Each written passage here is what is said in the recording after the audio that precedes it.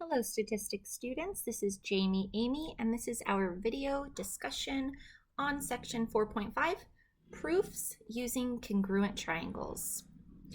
I want to start with a little review on the 4 different ways we have to prove triangles congruent so far. You can go by definition, which is where you have to do all 6 parts, show all 6 corresponding parts are congruent, and then your triangles are congruent by definition. Second way is show all 3 pairs of corresponding sides are congruent. Show side angle side congruency, angle side angle, and angle angle side. So that is 5 different ways that we can show that triangles are congruent or prove that triangles are congruent. But I think it's important to understand that even if you use side, side, side, let me just sketch a little. Let's say you find a pair of corresponding sides, a second pair of corresponding sides, and you find that the third pair of corresponding sides are also congruent. So you would be able to conclude that those 2 triangles are congruent by side, side, side. I think what's very important to remember, though, is as soon as you've done that, it turns out that all 6 parts of the triangles are congruent. So basically, if you use side, side, side to prove 2 triangles congruent, you can then say, okay, angle 1 and angle 2 are congruent, angle 3 and angle 4 are congruent, and angle 5 and angle 6 are congruent. Okay, so sometimes the power behind proving 2 congruent triangle by side, side, side would then to be able to go, okay, angle 5 is congruent to angle 6. Okay, so that is exactly what we're going to do with this definition. Corresponding parts of congruent triangles are congruent. Okay, we can abbreviate that CPOCTAC. Corresponding parts of congruent triangles are congruent. And that's what I was trying to talk about. So let's say you do your entire proof and you show that these 2 triangles are congruent by, let's go with side angle side this time. So those 2 triangles are congruent by side angle side.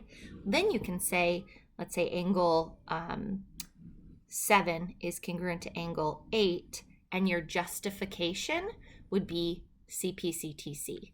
So in your 2-column proof, it's like, okay, you do everything, you prove the triangle's congruent, then you can tack on angle 7 is congruent to angle 8, justification, corresponding parts of congruent triangles are congruent.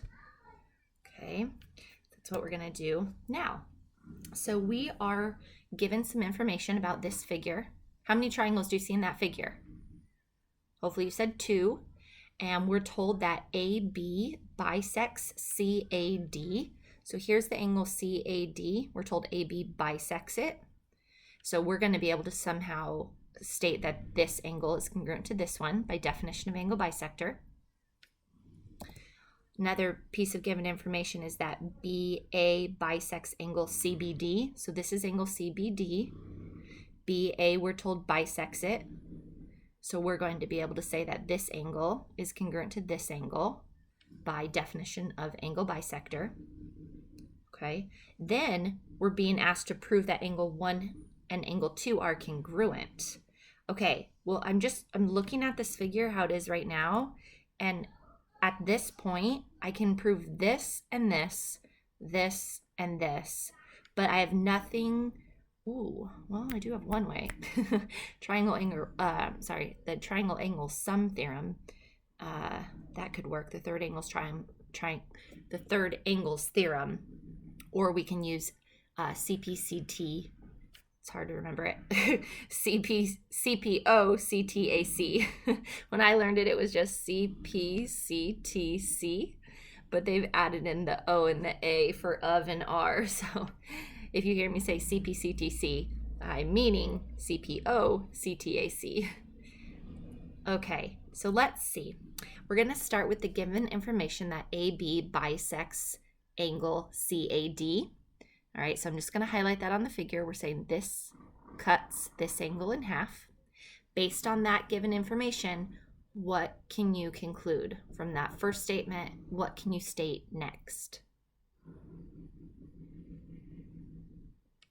I hope you're thinking to somehow write that this angle is congruent to this angle. So you would have to use 3 letters for each one. That'd be angle CAB is congruent to angle BAD. Okay, reason, definition of angle bisector. All right, so let's use the next thing that was given to us. We just write it in the statements. Ray BA bisects angle CBD, and reason given.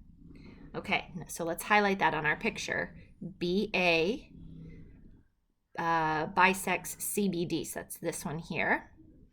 Based on that information, how can you state using letters that this angle is congruent to this angle?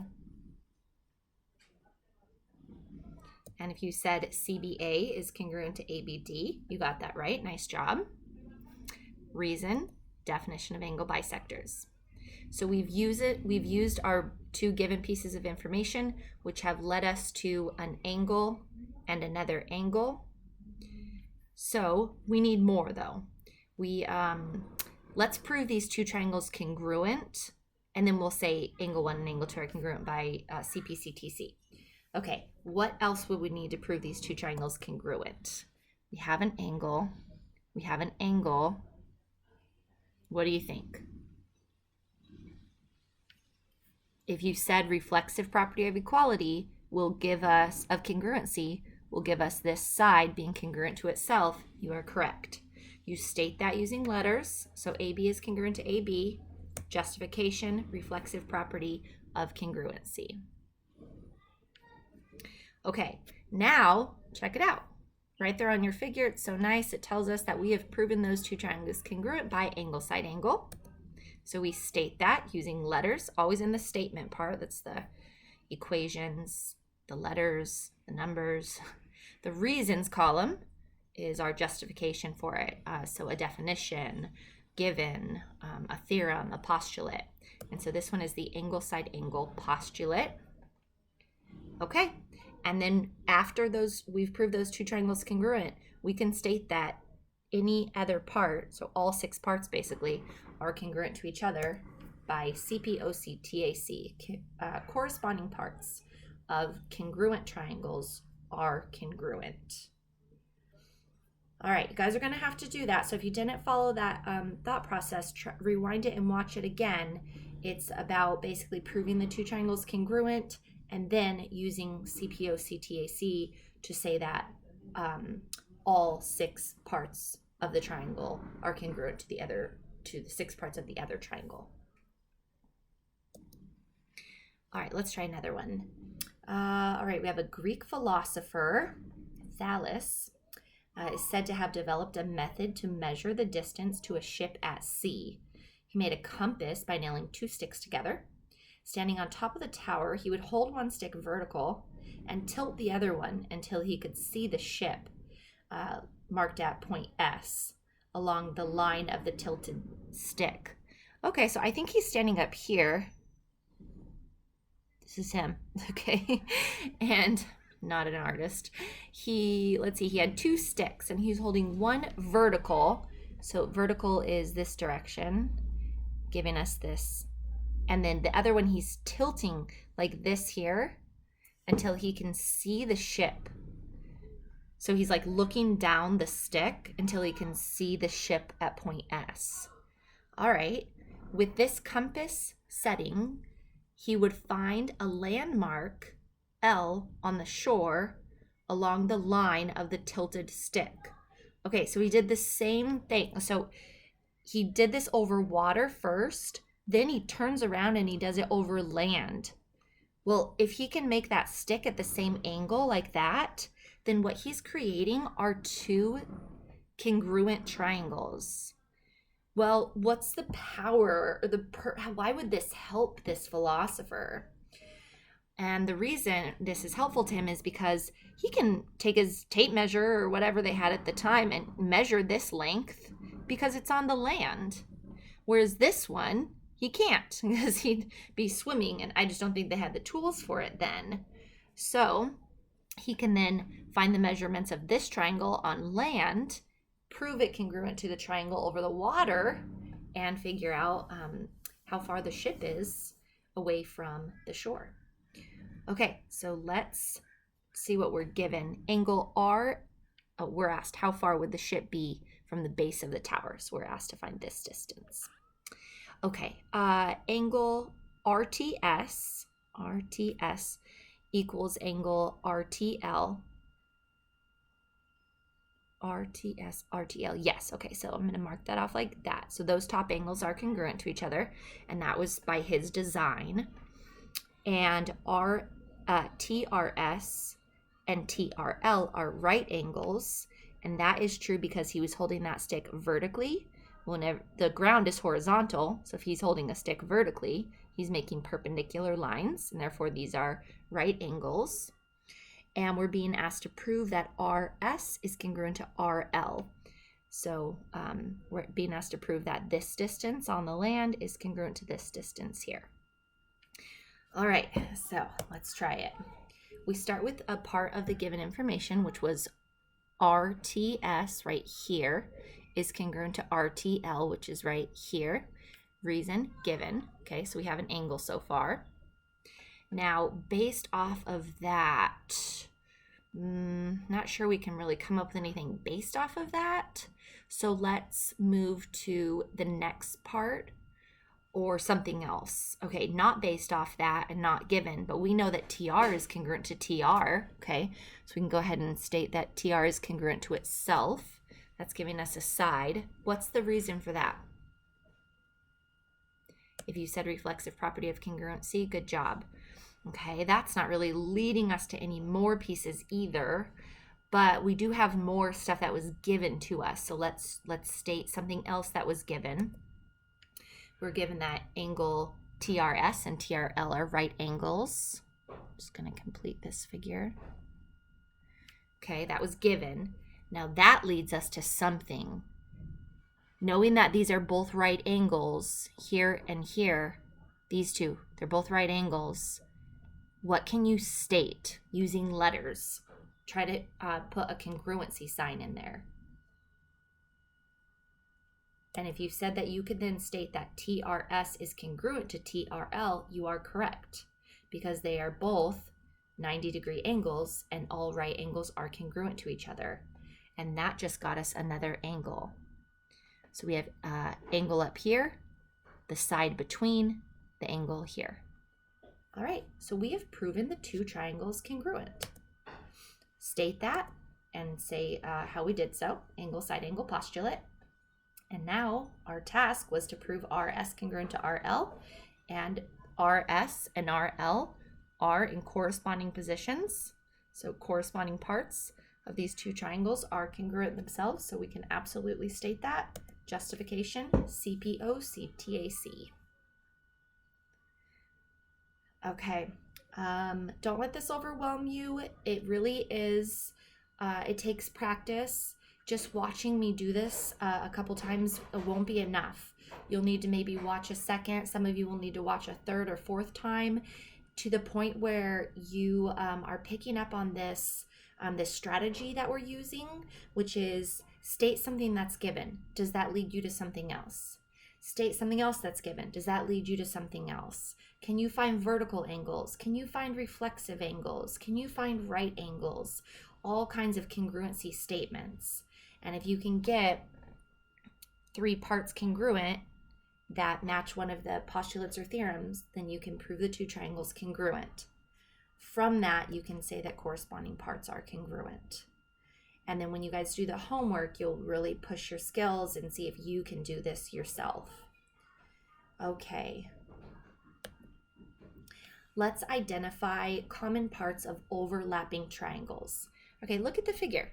Tell me how many triangles you see.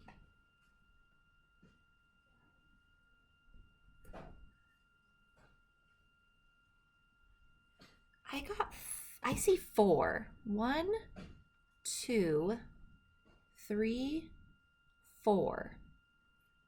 Okay, so of those 4 triangles, which 2 are overlapping?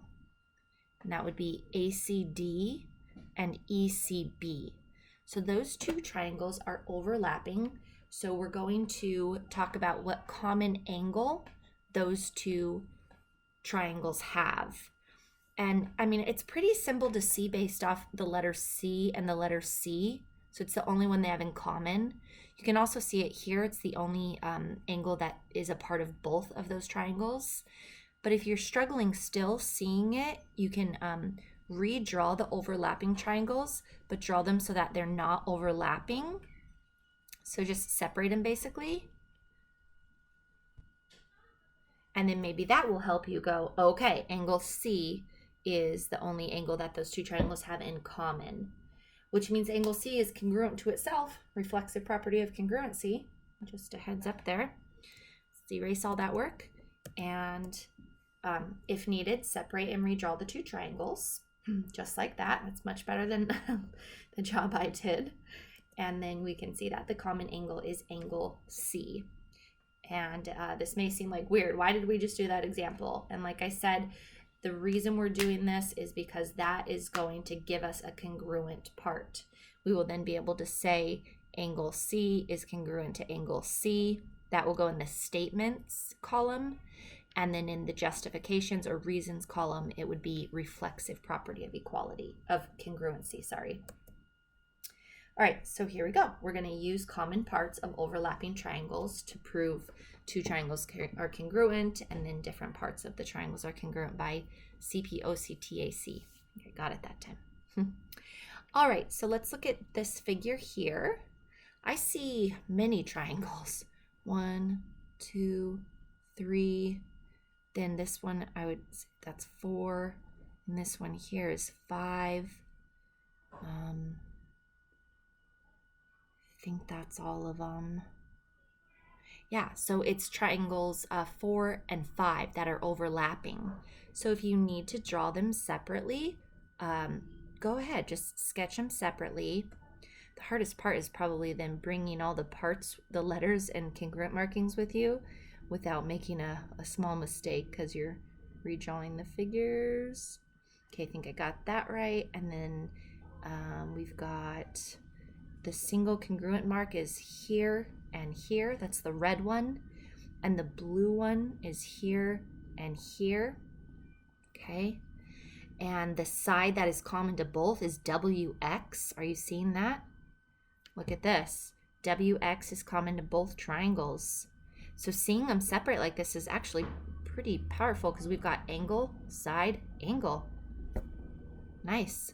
So we'll say, we'll use angle, side, angle to prove the two triangles congruent, and then we can address what they asked us to prove, which is segment ZW being congruent to segment YX. Okay, here we go. Let's do it. Let's state something that was given to us, and that's angle ZXW. ZXW is congruent to YWX. You always want to trace that with your eyes or your pencil or whatever you can. Okay, so that was that given statement was giving us the red arch marks. That and that. Okay, that's given. Done. So we have an angle. Okay, that doesn't really lead us to anything else though. There's nothing about that we can then go, oh, well, this other part's congruent too. So that's okay. We'll just state something else that was given to us. Okay, WX is congruent to WX. Well, this wasn't necessarily in the given list of things, but we know that that's common to both triangles. We know that reason is reflexive property of equality. So that got us a side. And again, that doesn't really lead us to anything else. So we'll give another, there was one other thing that was given, I recall. It was ZWX is congruent to YXW. That was given. That's the double arch mark. Okay, so that is another angle. And again, that doesn't lead us to anything really, but that's okay. We have everything we need now to state that the two triangles are congruent. We can do so by the angle side angle postulate. Then we can address what we were being asked to prove right there. Justification, CPOCTAC.